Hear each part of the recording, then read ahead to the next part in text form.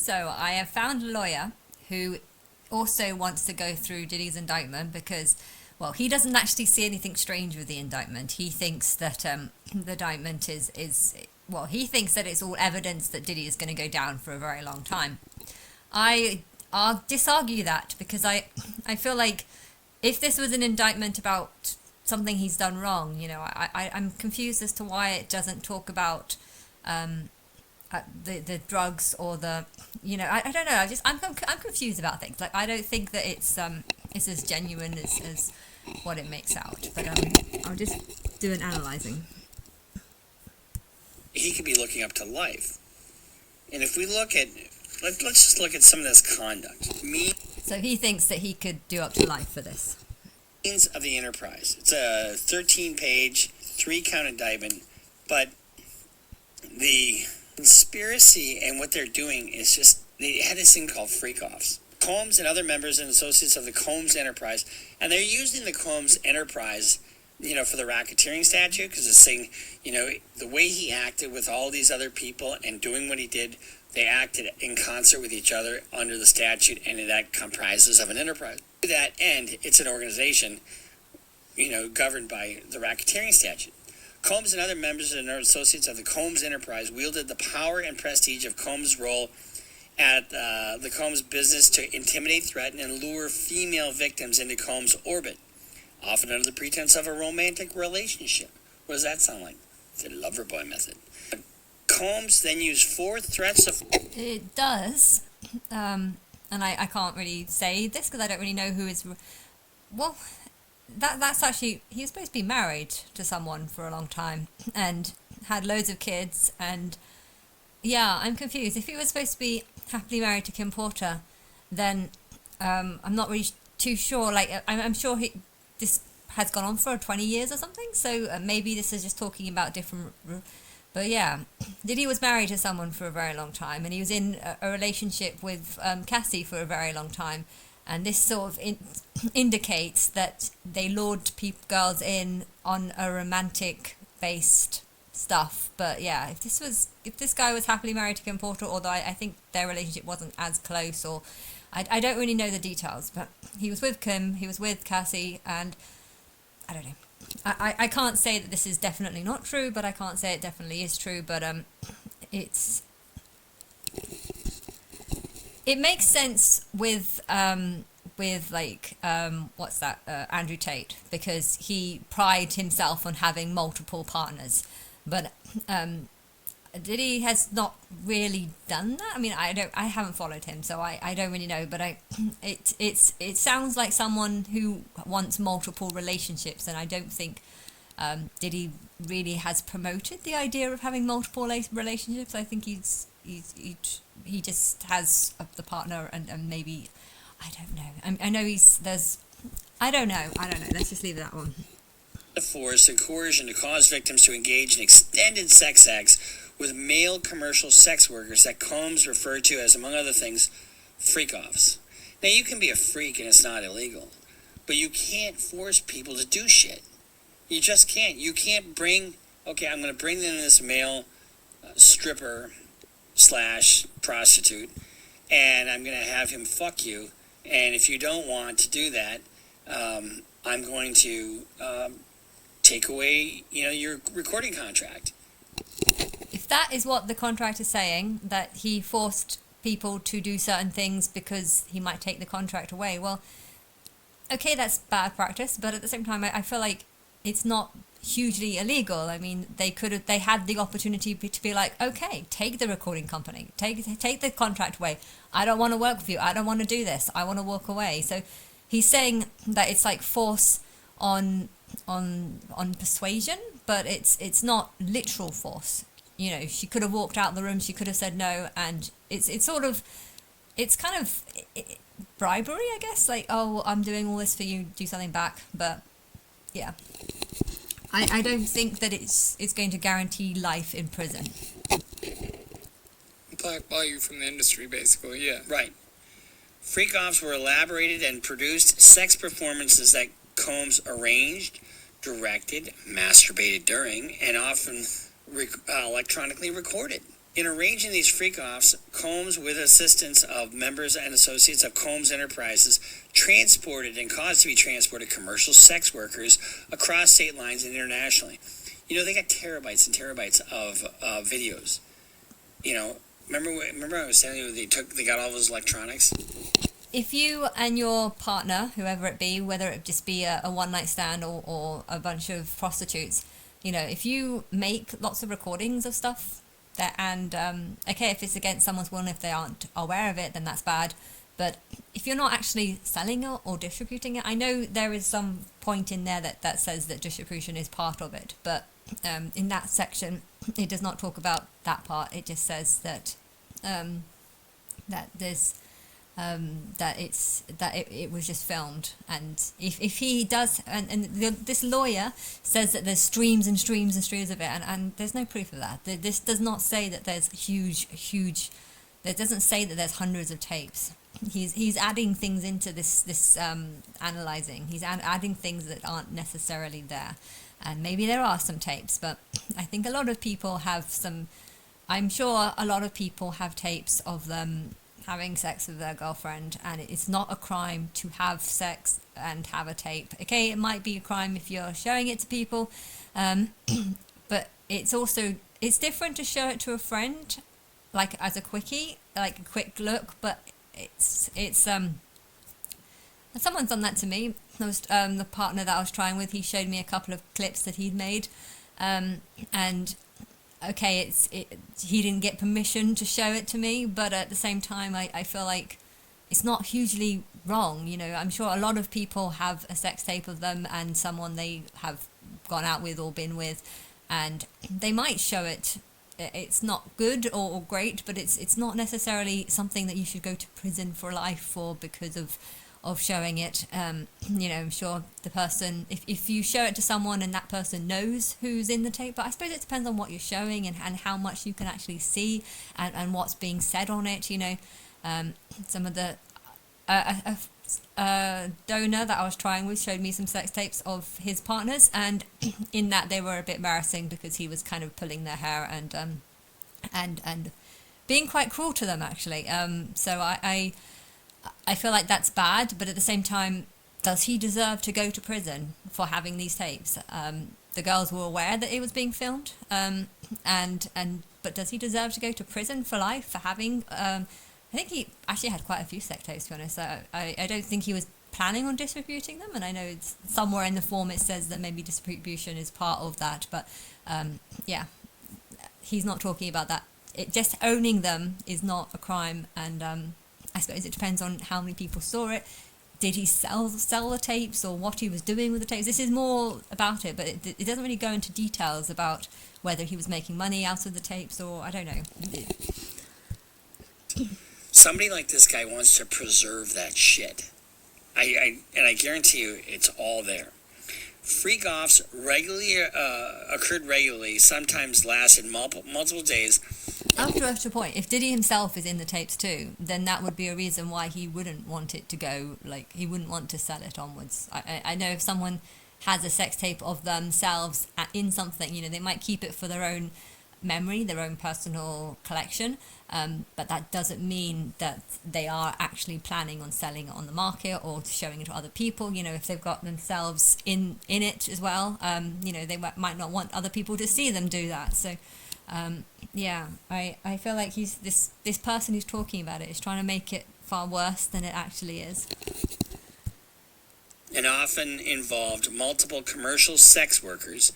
During freak-offs, Combs distributed a variety of controlled substances to victims, in part to keep the victims obedient and compliant. Well, you gotta notice the word distributed. He distributed drugs, but I feel like distributed, if you go to a party and there's a bunch of people who want to take the drugs and you distribute them to people, you know, okay, it's not really, it's not actually, is that even against the law? I don't even know if that's against the law. I know it's against the law to sell drugs, but if you have some drugs and you give them to a friend because they agree they want it, or you know, if someone offered me something, I would try it. You know, if I have a bad experience from it, then I wouldn't want to do it again. But if I'm curious. I'm curious. If someone offered me something to try, I would take it. And I don't think that that's a crime. Sorry, I've got something in my eye.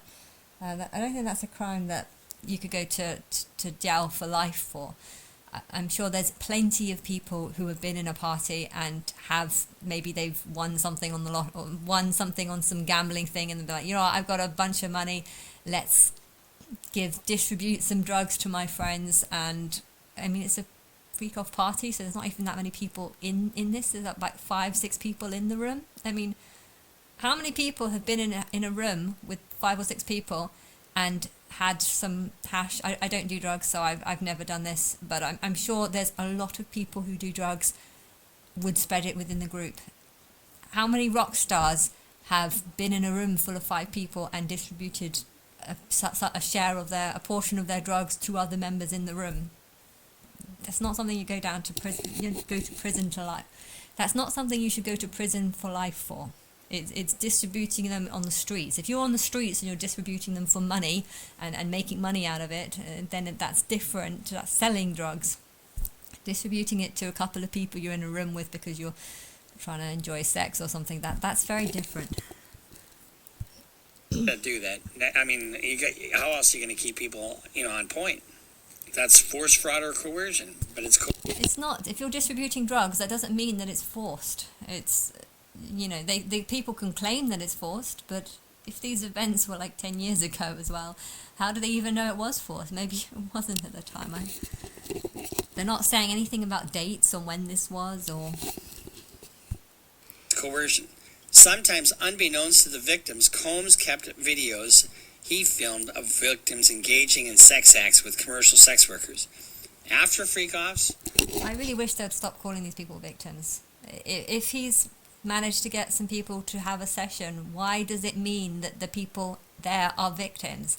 This word isn't pliable in this. If someone's saying that something terrible happened, like they passed out, or if it, I know the word force is being used, but force is kind of like, is this true or is this not true? So it's just like, why are they calling them victims? Are the sex workers also victims? I mean, the people that have agreed to be there for money is that a victim? I mean, technically, then everyone's a victim. I'm a victim for being a masseuse. I'm a victim of massage, being forced to do massage. Anyone that's doing a job that they don't want to do can count themselves as being forced under something, as a victim of whatever job they're being forced to do. This isn't. He didn't get people, hold them at gunpoint, say get in the bedroom and do this and that. This is.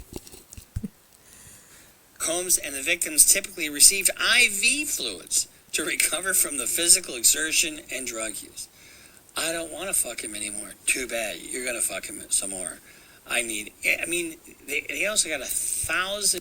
Can you believe that? So it just says that they received IV fluids to recover from drug overabuse, and this lawyer has taken that and said, oh no, it wasn't to recover, it was to get more energy and then continue doing the act. So he's turned something into a completely different scenario, different, if you've taken, if you're having a party and you know that people are going to be taking drugs there, it might actually be quite a good idea. It might be a smart move to have some IV fluid somewhere. I don't know how it works or how you use it or anything, but if he's been at many parties and seen many people pass out, you don't want people dying at your party. You don't want people going to hospital in your party. But if you know that if you had some IV fluid and if, say, you've seen other people take it and it's made them better, then it's probably quite a good thing to have it because it will help them recover from if they've taken too much. Sometimes you don't know how it's going to affect you. Maybe I don't do drugs, so I don't know, but sometimes I think it affects you more than others. So it's quite a good thing to have IV fluids. This is a positive thing, so that if you pass out and need it, you can have it. But that doesn't mean that after you've recovered that you're going to be forced back into it. I don't know. It's just to take something and then just twist the story and just assume. I think maybe whoever wrote this has deliberately given enough things for people to probably change the story, change the narrative. The IV fluids was to help people recover from overdoses.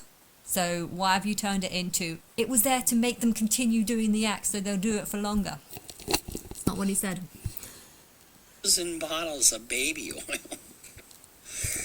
Yeah, I think having 1,000 bottles of baby oil is a bit crazy. But yes, maybe that's why it's said, because it is a bit crazy. But why would the police take that away? To have 1,000 bottles of baby oil, I mean, that is kind of crazy. But baby oil is not illegal. Since when is it illegal to have 1,000 bottles? If I wanted to fill the house with 1,000 candles, and then police come in and say, that's proof you're going to burn down someone's house. No, it's not proof that I'm going to burn someone's house. What? I've got 1,000 bottles of baby oil, and you seem to think that's proof that I'm going to use it to rape people? I mean, I think it's crazy to have that much, yes. But maybe he likes the decoration. It kind of looked a bit decorative. It looked a little bit decorative. I think it would have been better candles. If that room would have been full of candles, no one would have questioned it. If it's full of baby oil is a bit weird. But I don't know. Maybe he I don't know what he was thinking. Oh my God. Anyway, what's going to happen here? In this case, is going to be built on snitches and physical evidence in the form of the recordings that they got in their search last March. Remember, I told you we did an episode on this right now. What I don't understand is if they've got physical recordings of someone or people being R-worded, why would he not get arrested straight away? You know, you've got the recordings, you've got the evidence, get him locked up. If there was something wrong about that firearms, there was a picture of firearms that had the code scratched off. You know, I think it's illegal. It's legal to have a firearm in your house. I don't think it's legal to have one that doesn't have a number code on it or something. But why would they not arrest him straight away? You know, we've got this gun. Something's been taken off it. You're not supposed to have guns that don't have a registration point or something like that. You know, why wouldn't they question him straight away? So I feel like there's a flaw in that story too, because why is it taking so long for it to go to escalate to the next stage? Right after the search happened, and then once they do their forensics, which I guarantee you they got a ton of information. Members and associates of Combs Enterprises, including high-ranking supervisors, security staff, household staff, personal assistants, and other Combs business employees, facilitated the freak-offs, among other things, by booking hotel rooms for the freak-offs. Very easy to prove that. Stocking the hotel room in advance with the required freak-off supplies, including controlled substances, baby oil, lubricant, extra linens, lighting, cleaning the hotel rooms after the freak-offs to try to mitigate the room damage, arranging for travel for victims, commercial sex workers, and Combs to and from freak-offs, resupplying Combs with the requested supplies, delivering large sums of cash to Combs to pay the commercial sex workers, and scheduling the delivery of IV fluids. Delivery of IV fluids. In or about March 2020... By the way, there's nothing wrong with that.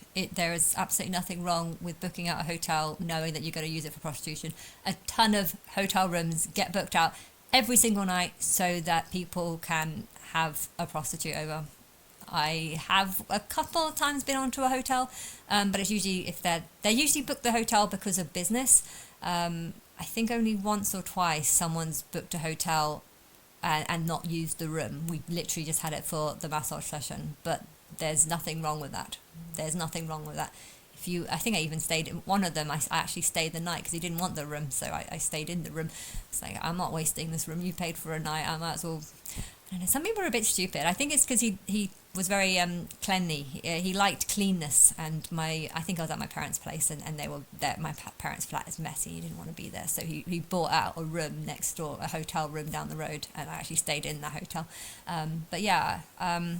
I think it was just a 2-hour session, but there's absolutely nothing wrong with booking a hotel room for use of prostitution. Nothing in that is suggested that the people who booked the hotels knew that it wasn't consensual by any means, and if it's sex workers and they've got the money to pay for it, then what's wrong with that? Basically, I feel like this is actually just digging into someone's privacy. If this was a real indictment, why is this part of the indictment? What is wrong with hiring out hotel rooms? I'm confused. If you're trying to convict someone, you need to actually say what a crime is. Getting other people to orchestrate rooms is, you need to. If this was against the staff for doing this, it needs to give evidence that the staff were aware that some of the people were not consenting. That is the crime. If this is all just consensual, then there's no crime, and therefore people that that's the thing about this. It's just like it's all about these acts, but it's not actually talking about the actual crimes of what the crime is, because there's nothing wrong with booking a hotel room for the manager of your business knowing that he's going to use it for prostitution. I would, if I was an assistant and he wanted to do stuff, I'd be like, okay, I'll book it, I'll do that, and it's your job. You're a personal assistant, you have to do this. And okay, I suppose it's partly your job to also believe that it's all consensual and stuff, but if they're giving the money to pay these guys, then you'd assume that it was all consensual, and I'm sure you'd see the girls or whatever. I mean, this whole thing doesn't ring true to me.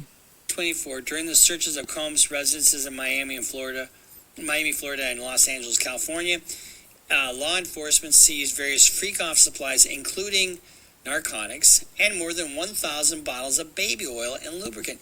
Notice they didn't really charge him with the specific 841. In other words, they didn't charge him with possession of drugs. Yeah, that's the thing. He wasn't charged for having the drugs. So why is this form all about racketeering, which is just dodgy dealings, sex trafficking, and moving, transportation of sex, of prostitution? That's all it is. Why would it not include having drugs, having narcotics? I feel like because of this, it's just proof of it being fake. Drugs. But they're using the possession of drugs as part of the, overt acts for the RICO. And we'll continue to read here, and then we'll talk. He's explaining the reason why they haven't tried to charge him with drugs is because they're just using it as part of the racketeering. Yeah, or maybe this whole thing is just dodgy and isn't real. About what he's looking at and how dumb this guy is. I mean, he's a fucking billionaire. Why the fuck would you do this shit? You know why? Because you can. About all the scandal with the Ciroc and stuff like that just ended right before this, so he wasn't really protected by these executives anymore, Well, who's going to protect him on this? Nobody. Combs subjected I'm kind of protecting him on this because I don't think this is real. victims to physical, emotional, and verbal abuse to cause the victims to engage in freak-offs. So that's your coercion. Combs maintained control over his victims through, among other things, physical violence, promise of career opportunities, granting and threatening to withhold financial support, and by other coercive means, including tracking their whereabouts, dictating the victim.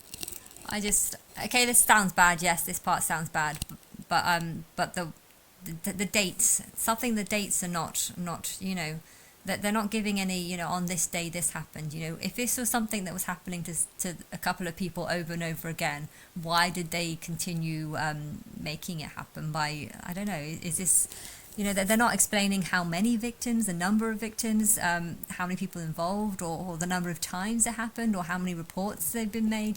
They're not giving enough details, and yes, I'm going to stop it here because the video is kind of long.